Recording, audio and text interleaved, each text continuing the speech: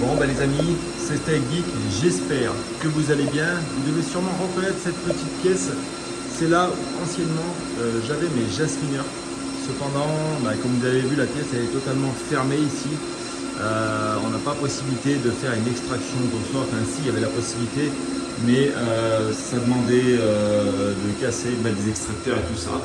Donc il y avait juste ce petit trou là qui était disponible. Donc pour le moment ça restera comme ça. Là, j'avais mis mon tuyau avec ma clim pour pouvoir refroidir qui sortait avec l'isolation, c'était tout cimenté, tout ça. Du coup, voilà, la pièce, elle est là, elle est vide. Et alors, vous vous demandez sûrement qu'est-ce que j'ai dû faire de mes jasmineurs, les amis. Donc forcément, ça va siffler beaucoup plus maintenant. Hein. J'ai fait un setup de l'écho. Puisque avec la clim, ça n'arrivait pas à refroidir suffisamment les jasmineurs et leur puissance. Donc, qu'est-ce que j'ai fait? Alors, ça va sûrement souffler beaucoup, enfin beaucoup plus vu le bruit qu'il y a. Donc, pour ce setup-là, j'ai mis deux ventilateurs du coup devant. Un ventilateur pour deux jasmines, un ventilateur en bas pour les deux autres jasmineurs. Alors, en termes de puissance de refroidissement, ça n'a rien à voir avec une clim. Là, on est là uniquement pour faire un flux d'air dans le jasmineur, malgré que la clim. J'ai fait des essais pendant 3 mois pour vraiment voir ce que ça pouvait donner par rapport au rendement, par rapport à la consommation, est-ce qu'il y avait des réels gains. Et donc en posant les ventilateurs, pour le moment les jasmineurs tournent exactement à la même puissance, donc ça fait une petite heure et demie qui sont posés là. Donc je me dis une clim qui consomme entre 500 et 1200 watts par rapport à deux ventilateurs qui font 70 watts chacun, il n'y a pas photo au niveau de la consommation, sachant que la clim, je payais aux alentours des, juste là, je payais aux alentours des 120-150 € par mois. Donc pour quelque chose qui ne refroidit pas forcément bien, enfin qui refroidit bien mais qui ne fait pas, ça ne sert à rien de payer un peu pour ça. Donc tout simplement, le setup de l'été pour les jasmineurs, ça veut dire qu'on les a déplacés. J'ai enlevé la porte avant, porte arrière. J'ai laissé uniquement les deux rails sur les côtés pour pouvoir couper un flux d'air. Voilà, pour le moment ça chauffe pas trop, on a des températures qui sont presque identiques à celles avec la clim, sauf que là forcément l'air elle va être poussé vers l'extérieur du local comme ça et ça va s'enfuir. Donc voilà le petit setup pour le moment pour l'été, donc on va laisser ça comme ça, voir ce que ça peut faire. Voilà, donc après il y en a beaucoup qui me demandaient qu'est-ce que j'allais faire dans ce local. Il y a peut-être une transition qui va être faite parce que ce local en fait il est vite limité. Je vais m'éloigner des jasmineurs les amis pour vous parler, vous allez voir. Hop, une carte Pokémon les amis. Ça c'est le bordel. Donc, tout simplement. Voilà, donc sûrement je ne pense pas rester dans ce local encore longtemps puisque je vais vous expliquer pourquoi. Déjà vous avez vu que j'ai plus d'ASIC, alors tout simplement la raison, elle va vite être simple. C'est que j'avais mis donc du coup tous les ASIC qui tournaient, etc. J'avais prévu l'immersion cooling et tout ça. Donc l'immersion cooling, c'est pas du tout abandonné. Par contre, les ASIC, pour le moment, j'ai dû abandonner parce que je me suis pris quasiment 1200 € d'amende en fait, par rapport au voisinage, par rapport au bruit que ça générait, etc. Il y a eu en une semaine, il y a eu quasiment 19 plaintes du voisinage. Donc, je vous garantis que les 1200 €, je les ai sentis passer. Donc, c'est en deux fois, une fois 750 et une fois 500. Pour le moment, plus d'ASIC. Par contre, très prochainement, il va y avoir une transition de quelques mois, je pense, pour que ça soit fait correctement. Mais voilà, je ne vous en dis pas plus. Du très très gros qui va arriver. Quoi dire de plus, les amis? Néanmoins, par rapport à tout ce qui s'est passé en ce moment sur le marché des cryptos, la chute qu'il y a eu, etc., il y a beaucoup de gens qui ont des doutes par rapport au minage. Moi, il faut savoir que j'achète en permanence des cartes graphiques.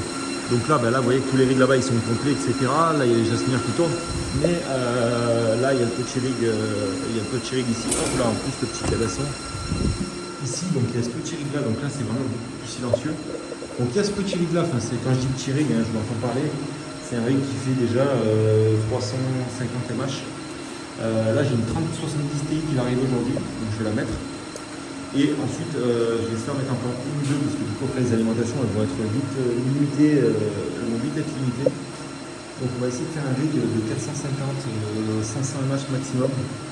Et du coup, après ce rig là, dès qu'il sera fini, il ira rejoindre les autres dans la cage. Alors pourquoi je vous parle de ça? Parce que j'en ai beaucoup qui me disent ouais mais Static maintenant c'est plus intéressant d'acheter des cartes graphiques pour miner de la crypto-monnaie, etc., etc., etc. Moi je vais arrêter, je vais vendre le matériel et tout. Et ça, donc ça je peux comprendre, mais il y en a beaucoup qui veulent vendre leur matériel à perte et donc ça c'est par contre c'est dommage. Donc, ils n'ont pas eu le temps de rentabiliser et de faire tourner le matériel pour le vendre. Ils veulent vendre du matériel qu'ils ont payé 18 € le MH à 10-12 € le MH. Donc c'est très bien pour nous les mineurs qui veulent continuer, puisqu'on va pouvoir acheter des cartes graphiques à plus bas prix. Mais par contre, pour vous derrière de mettre votre place, c'est un peu con, c'est un peu une décision prise rapidement. Et c'est vraiment dommage, puisque derrière, vous allez pouvoir, là vous allez perdre de l'argent. Enfin bon, chacun a ses raisons, mais voilà, moi je trouve que c'est bête un peu. Donc en tout ça, pour tous ceux qui veulent se lancer, je vous ai déjà fait des stories aujourd'hui par rapport à ça. Les amis, le minage de crypto-monnaie n'est pas du tout fini, même s'il y en a plein dans les commentaires qui disent ouais, mais là on ne peut pas savoir l'avenir, etc. Et je vous dis un truc simple, les amis, il y a des entreprises qui font des machines de minage, type, je sais pas, les grosses Silicon, Bitmain ou les gens passent, qui continuent à développer des machines pour ça. Donc la question est simple, c'est est-ce que si le minage de crypto-monnaie était fini, vous pensez qu'ils arrêteraient, enfin qu'ils continueraient à créer des machines et à payer des développements pour des nouvelles machines qui arrivent sur le marché? Alors vous allez me dire oui, mais ça va à des grosses fermes de minage, etc., des gros industriels qui vont payer des millions et des milliards, etc., etc. Alors oui, c'est pas faux, mais ça veut dire qu'il y aura toujours une place pour les petits mineurs. Même si les rentables ne vont pas rester aussi élevés que maintenant, enfin ça on ne peut pas savoir parce que l'avenir nous dira, mais on sait qu'en tout cas le minage crypto-monnaie, les amis, n'est pas fini. Et comme je ne cesse de le répéter, on n'est qu'au début du minage de crypto-monnaie.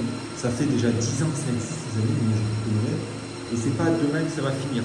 Donc j'avance ça sur des faits qui sont... Il n'y a pas de faits, les amis, c'est juste simplement par rapport à des déductions personnelles.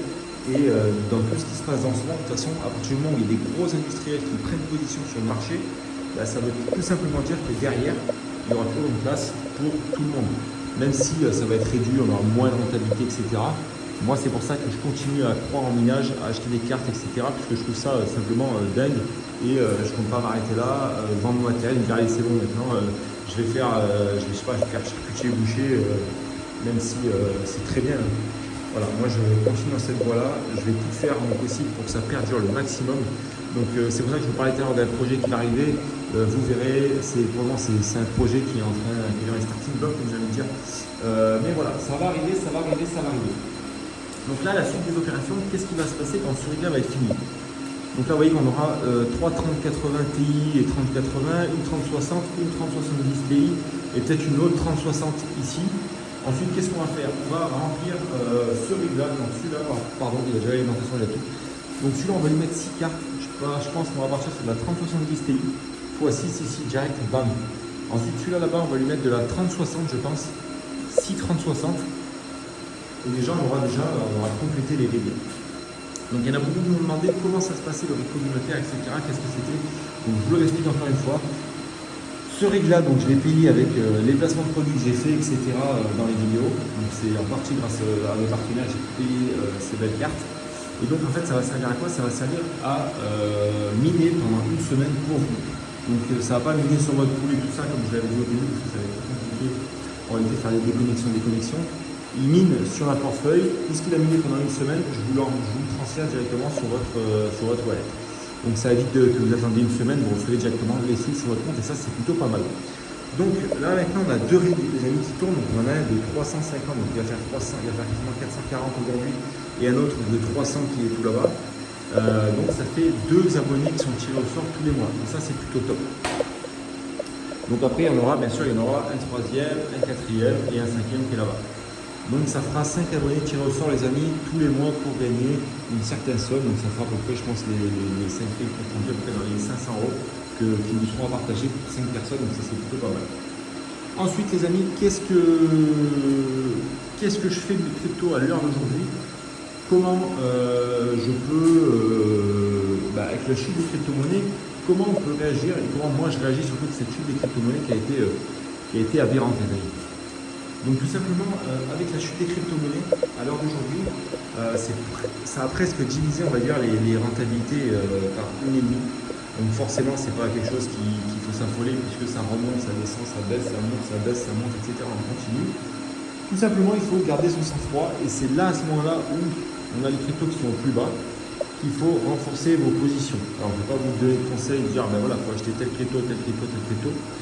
Je vous dis juste que moi, quand il y a des chutes comme ça de crypto-monnaie, j'ai de la liquidité, j'ai entre 3 et 8 000 USDT qui sont de côté, qui sont prêts à, bam, à sortir et foncer peut-être la première sur les projets auxquels je crois.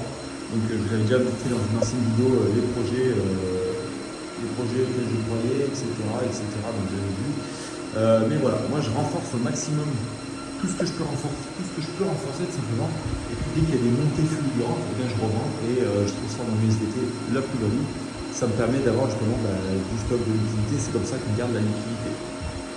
Bon les amis, j'espère que cette petite vidéo vous a plu. En tout cas, moi je transpire comme un bœuf ici dans le local.